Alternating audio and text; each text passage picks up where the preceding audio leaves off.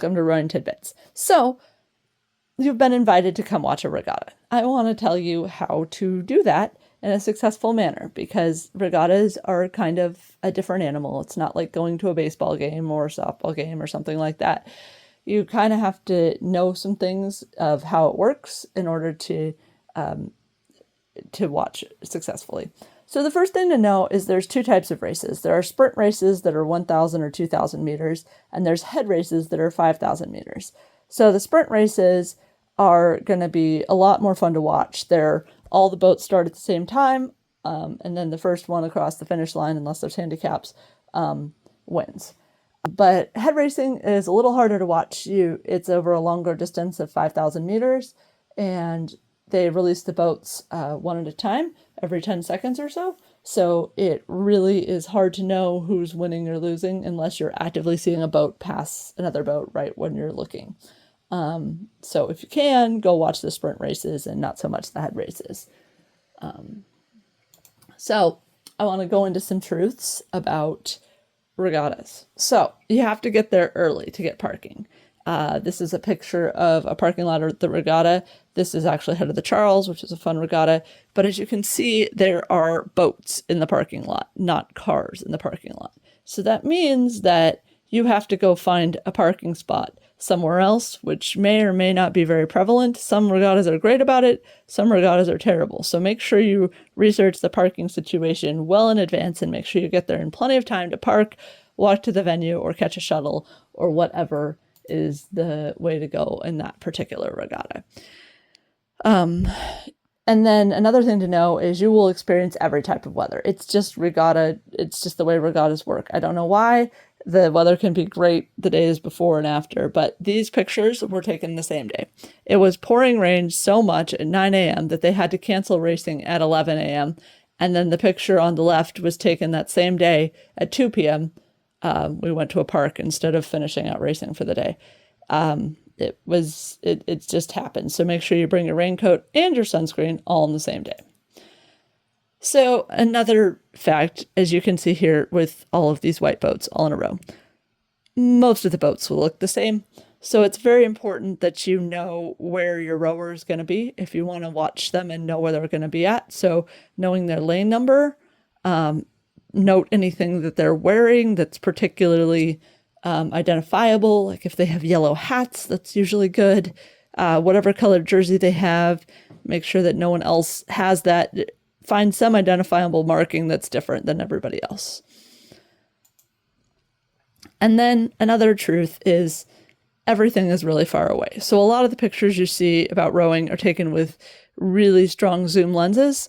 This was taken with a phone, so you could see the actual perspective of how far away you are. It's not exactly that close. You can kind of see who's in head, but it's not like you're right there. There are some race courses where it's better and you're closer to the action, but most of them look like this or even worse. This one's not actually the world's worst race course. This one's in Eugene, Oregon. So another truth is you might not be able to talk to your athlete for much of the regatta. The coaches have them, especially like juniors and college athletes, they have to be with their boat and they have to do mental training and they have to rig boats, move boats.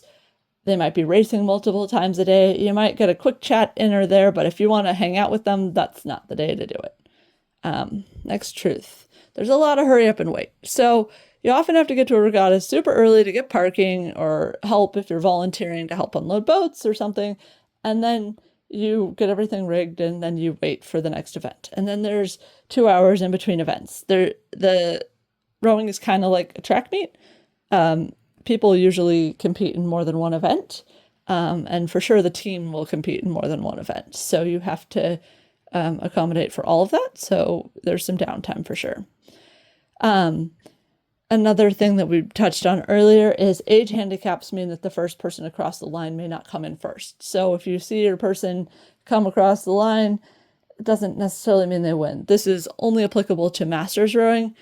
Juniors rowing on open and college do not have this thing, but see our video on handicaps in the description below to see more description on that. And another sad truth, it's impossible to see the start and end of a race. It's just too long of a distance. It's the shortest race is a kilometer, which you cannot see both from the same point. The best way to see all of it is from some races are live streamed and they do it with drones. That's how they get footage of the entire thing. Here's some things to know that you need to know going into it. So ask your athlete this well in advance so you know all the things you need to know to actually find them and watch. Your athlete's event number, lane number, uniform color, boat color, race time, and boat type. So are there 9 people in the boat? Are there 5 people in the boat? Are there 4 people in the boat? 2 or 1?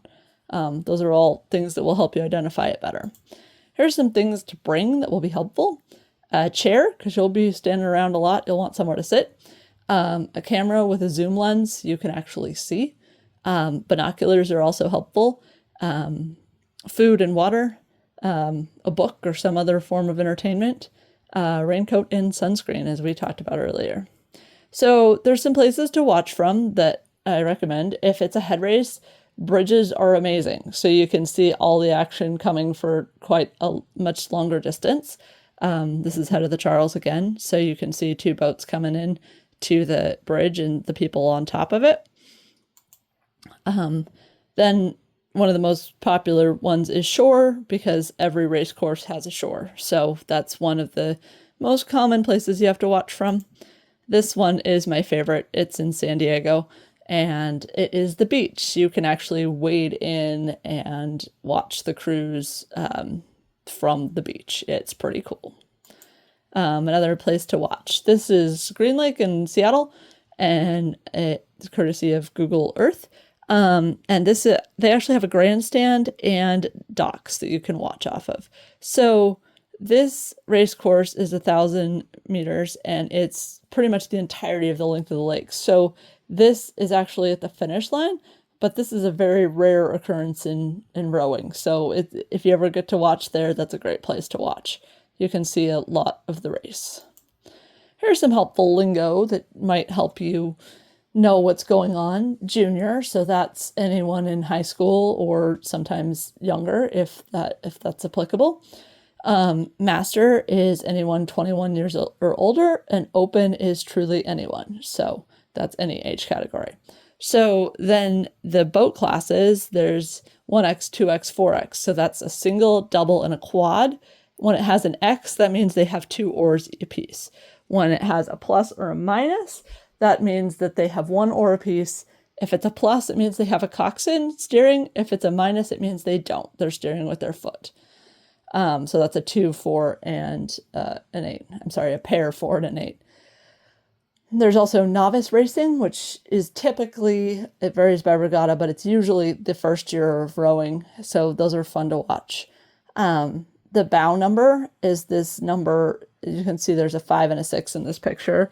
That is how you identify what lane you're in. You can see those with binoculars or the zoom lens. Another definition to know is open water. That means that the boats are not touching. So one of the boats is so far ahead of the other boat that their stern is in front of the other one's bow, which is the opposite of this picture. This picture shown is bowed up bald bow ball. It's a photo finish that actually happened to me at Nationals 2022. And as you can see, it's just a couple inches. So it's kind of crazy that races of this long of a distance can sometimes be determined by inches. But yeah, sometimes they have to do photo finishes like this one. All right, some do's and don'ts for how you can do to be helpful or not helpful. Do, cheer loudly, bring snacks, especially for juniors teams. Entertain yourself so that you're not talking to your athlete all the time. Ask if you can help, do things like carry oars, move boats and stuff, and volunteer for the regatta. There's a lot of positions that you can watch from a better vantage point or just help out. It's kind of fun. You learn a lot. If you want to cheer for your athlete in particular, volunteer for a different portion of the regatta than the portion they're in, which is totally possible to do. There's tons of shifts. So don't. I know I said to help carry oars, but don't do it unless you've asked for permission. So don't touch equipment without asking, and don't talk to your athlete before the coach has talked to them after the race. There is often a no talk policy about a race until the whole boat comes together and talks about what happened, good or bad. You can cheer, but that's about it. And then the last don't is don't do anything don't do anything without permission, even if it seems helpful. There are sometimes ways that people do things for certain reasons, and it may not be super obvious. So anyway, I hope this helps you know how to watch your first regatta. And if you would have your rowers subscribe to our channel, they can get lots of tips on rowing that will help them out. We also sell very useful rowing tools that, if you're a junior's parent, is a great Christmas present. It's a spacer removal tool and top nut wrench and rigger wrench. Essentially, it's all the tools a rower needs all in one thing. And it is very convenient and cheaper than buying all those tools individually. We sell those at rowingtidbits.etsy.com. Check us out and help us out with this project. Thanks. Have fun at the regatta.